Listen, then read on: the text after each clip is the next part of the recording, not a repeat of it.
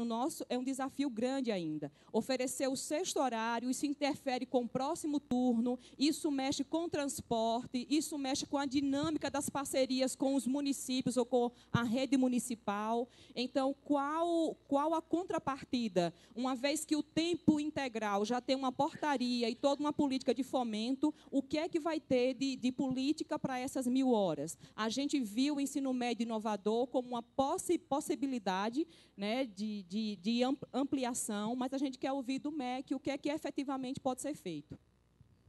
Obrigada, Gil.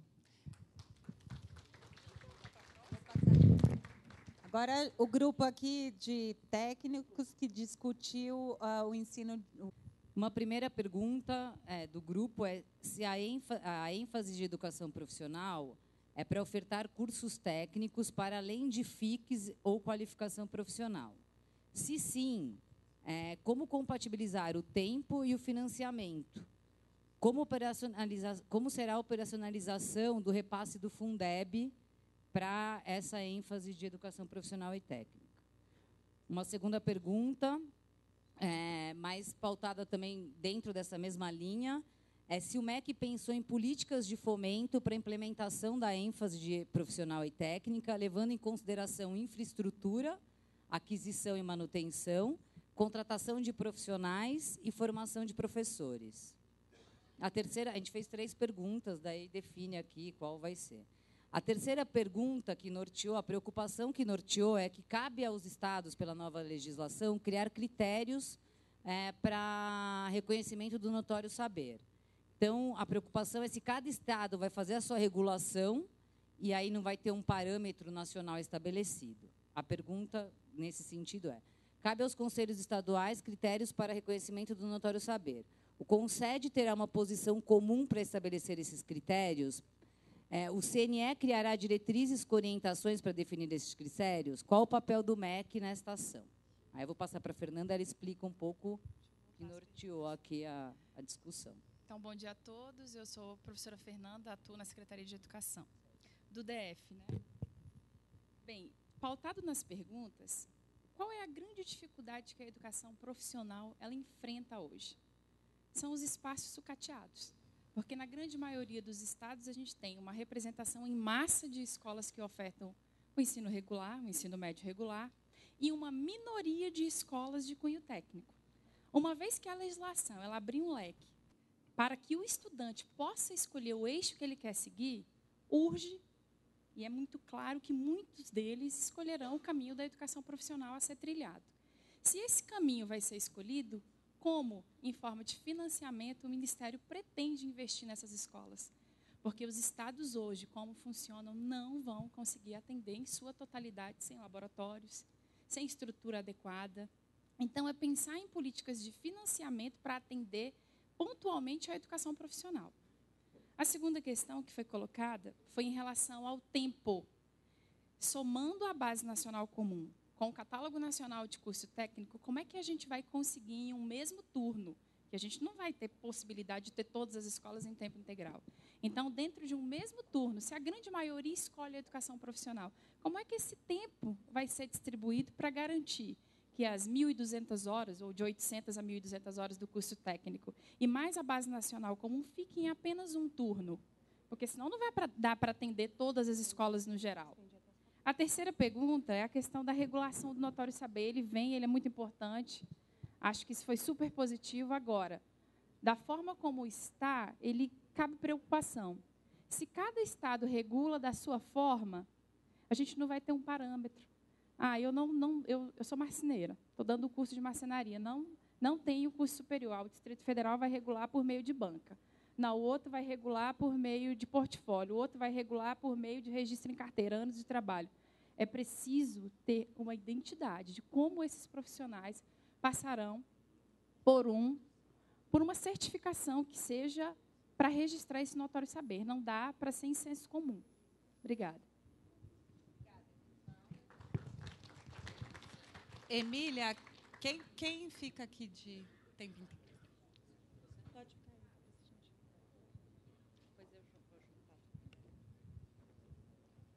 Bom dia a todas e a todos. Eu sou professora Rovena, da Secretaria de Educação da Bahia. Ok. E a gente estava debatendo a política de fomento à educação integral, tempo integral. Alguns pontos eles saltaram aos nossos olhos e angústias, né? Porque muitos estados eles já existe uma política de educação integral e a gente agora recebe a proposta e a política do fomento. Alguns pontos foram muito latentes, que é a questão da infraestrutura física das unidades escolares e a questão do repasse de recurso, né?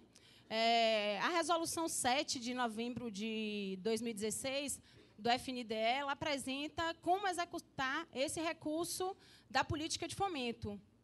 E um dos pontos é que o recurso vai para a Secretaria de Educação de Estado. E nós temos uma grande dificuldade na execução desse recurso.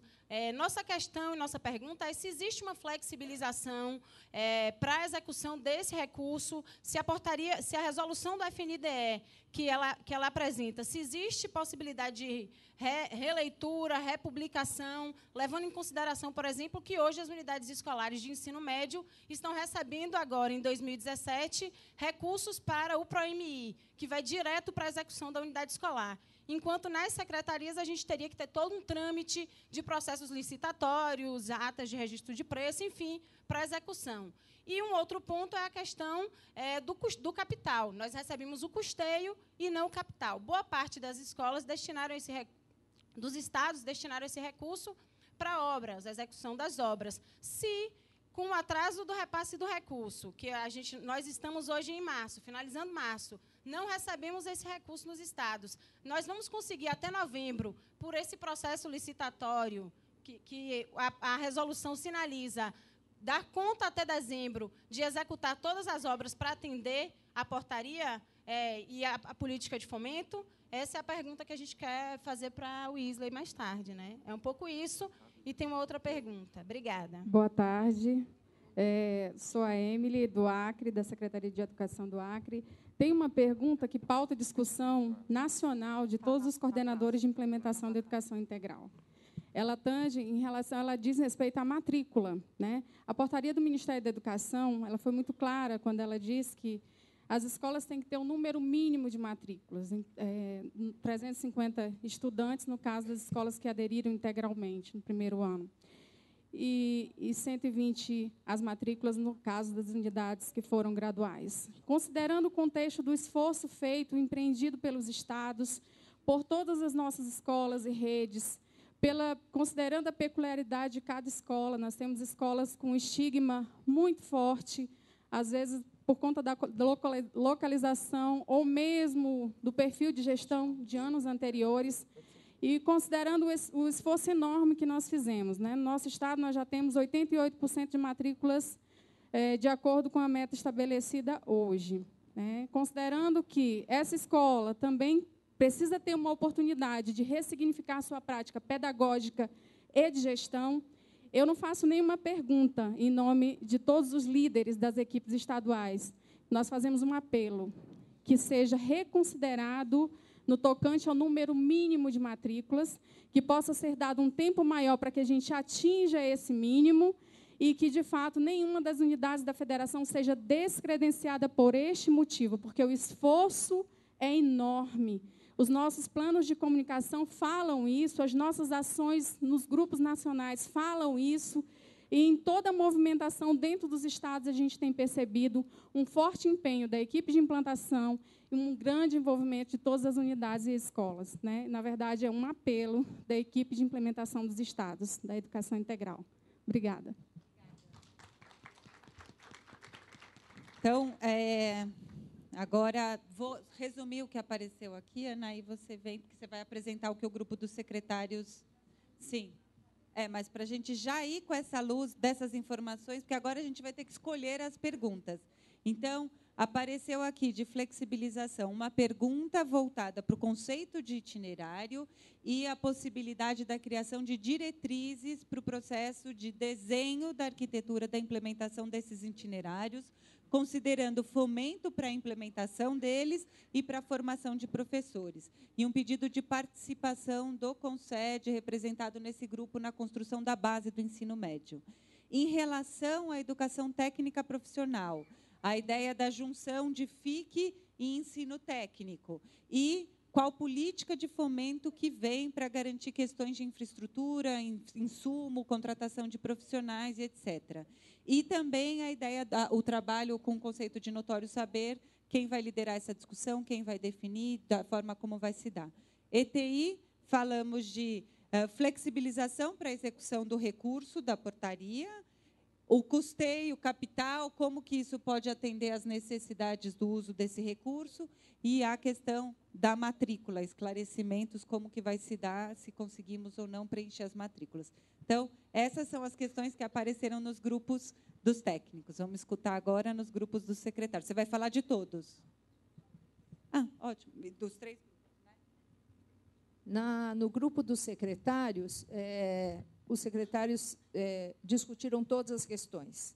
E daí foram 3 questões, eu vou chamar aqui as pessoas que vão ler, uma sobre financiamento, outra sobre a questão da flexibilização e outra sobre a questão do notório saber.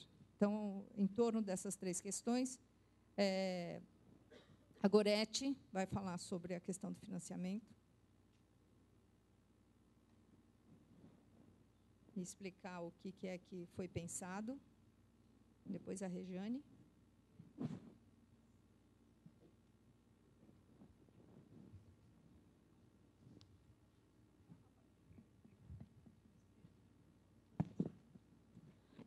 Oi.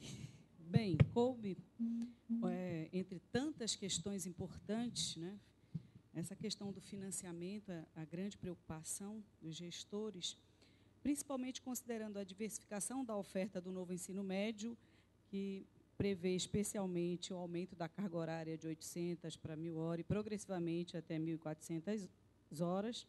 Prevê ainda que nós teremos que ter novos profissionais, especialmente para o ensino profissionalizante, né? Também a preocupação de como introduzir essa questão do financiamento dentro do Fundeb. E ainda consideramos lá na nossa discussão, nas nossas discussões, que nós temos o contraponto da PEC, né, que reduz os gastos públicos. E aí a pergunta seria, direta e reta, qual a proposta do MEC para a questão do financiamento do novo ensino médio? Ok? Obrigada.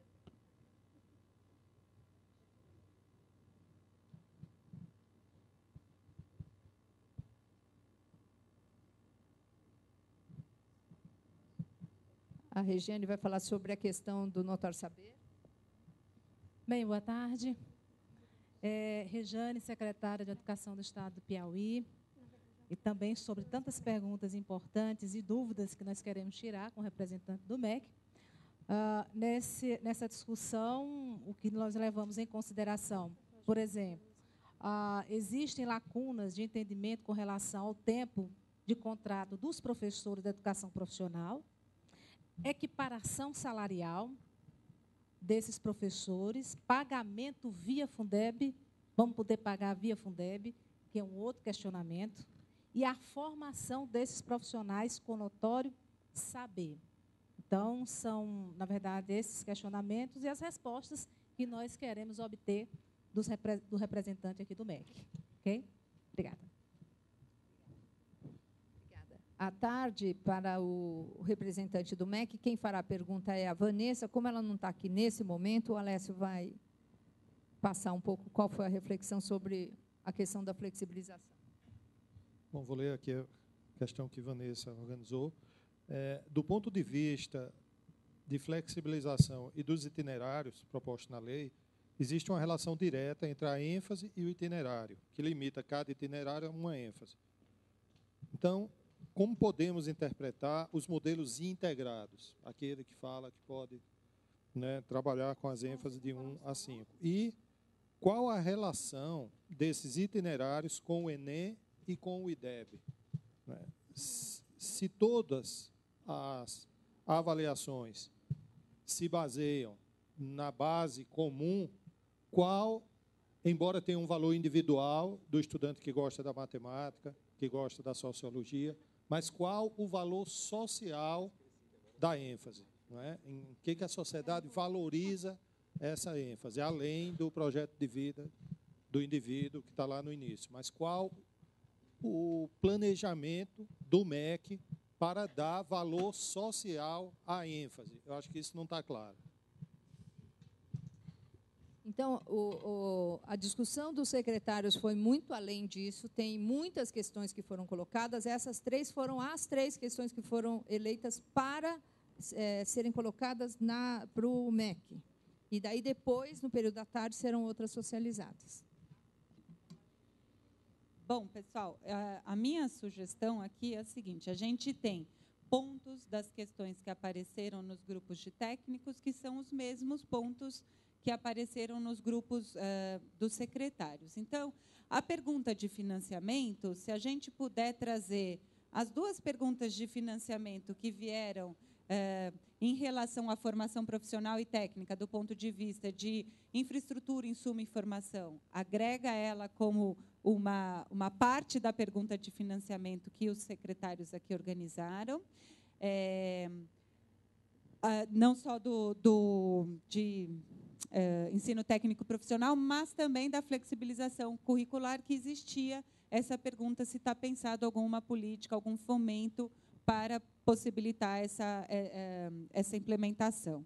Em relação ao notório saber, que também apareceu nos grupos do técnico, eu acho que a pergunta está igual, então a gente pode manter a pergunta do notório saber no grupo de secretários e trazer a outra pergunta do grupo de ensino técnico profissional, que é essa questão do FIC e ensino técnico, como foi pensada essa relação dentro da oferta nas ênfases.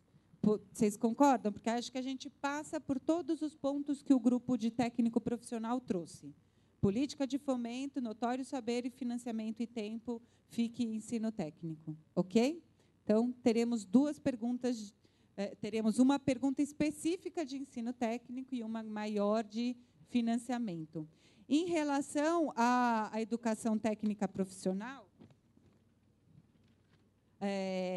a gente tem um conjunto aí de 3 questões pontuais, que é a flexibilização para a execução do recurso, o custeio e não o capital, como atender, e a questão das matrículas. Como elas são questões muito pontuais, eu acho que a gente pode colocar elas numa questão só e fazer uma pergunta somente sobre, especificamente, ensino de tempo integral. Podemos combinar assim? Em relação à flexibilização, aí eu acho que a gente pode ter a pergunta que vem do grupo aqui, então, dos secretários, que é como que a gente trabalha com a diversidade de 5 itinerários, a proposta dos modelos integrados, e também, acho que com bastante ênfase, a questão de Enem e IDEB, esclarecer essa pergunta, e a outra questão ficar nesse entendimento, que eu acho que pode ser a primeira, inclusive, do que se entende por itinerário, se essa é uma definição que já está posta, ou a abertura que existe da gente formular, enquanto concede, diretrizes para a proposição de itinerários para todos os estados, considerando as especificidades regionais, locais e as especificidades de pequeno, médio e grandes municípios. E a ideia do fomento para a formação dos profissionais para os itinerários e para o processo de implementação, deixamos para a pergunta de financiamento. Pode ser assim? Aí eu formulo as perguntinhas aqui, juntando tudo, para ficar mais claro. E a ideia da proposição desse grupo em relação à participação na base, não sei, gostaria de escutar de vocês, para a gente finalizar aqui, se é uma pergunta ou se é um posicionamento mesmo que o Concede vai querer fazer.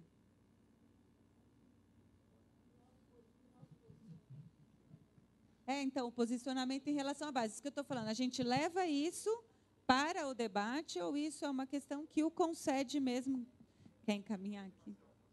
Oi?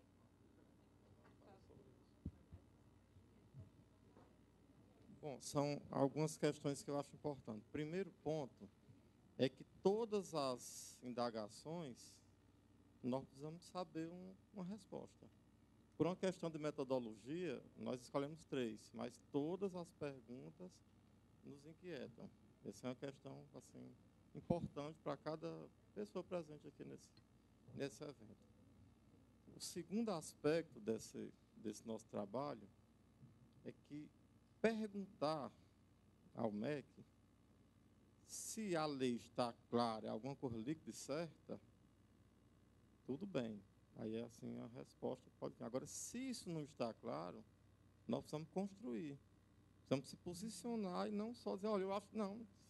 Se não está claro, então nós achamos que deve ser assim. Porque somos nós que vamos implantar. Né? Somos nós que estamos mais próximos à rede. Somos nós que vamos conduzir diálogo com a escola, com diretores, com professores. Então, é importante, e aí você abriu espaço para isso, para ficar muito claro, concede, não pode só perguntar. Né? Nós vamos perguntar o que está claro na lei, que não estou aqui propondo a mudança total de determinado ponto. E se for o caso também. Mas o mais importante desse nosso processo é o espaço de construção. É o Estado entender que nós temos que construir, porque a responsabilidade é nossa. Somos nós que vamos chegar com um diretor, com um professor que define itinerário. Senão isso não vai acontecer. Até porque assim, eu tive a oportunidade de passar 1 ano e 2 meses lá no FNDE e participei de várias reuniões no MEC, do CAC, aqui, assim, o conhecimento da realidade, do processual, somos nós que temos. O conhecimento é a responsabilidade. Então, é só para a gente ter essa dimensão do trabalho. Tá? Obrigado.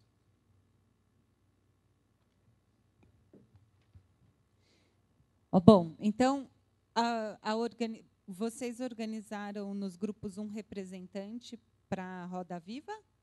A estrutura com o MEC é, nós vamos agora almoçar, a gente vai retornar e a gente vai organizar. O formato Roda Viva é um nome que a gente deu para poder fazer um bate-bola aí em relação às perguntas. A gente vai estar com 6 perguntas, a ideia vai ser 10 minutos para discutir cada uma das perguntas, então a gente tem 1 hora de debate com o MEC. Qual é o retorno do almoço, Emília? Horário de retorno? É 2 horas? Cris? O horário do retorno do almoço?